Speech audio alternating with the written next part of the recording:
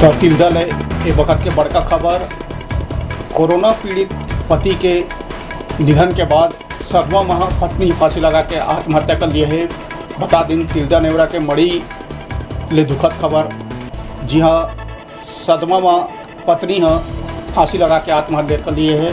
बता दिन कि पति होम क्वारंटाइन रही से जेमा ओकर पति के मौत हो गई से जेकर सदमा पत्नी सहन नहीं कर पाई और फांसी लगा के आत्महत्या कर ली। मामला के पुलिस विवेचना जारी है। बता दिन कि तिल्दा नेवरा के मड़ी इलाका के घटना। जी हाँ, पति के कोरोना के मौत के बाद पत्नी फांसी लगा के आत्महत्या कर ली।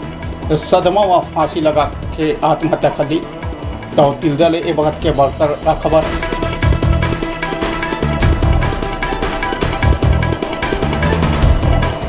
तिल्दा नेवरा के मड़ी गांव के इलाका। जी हाँ,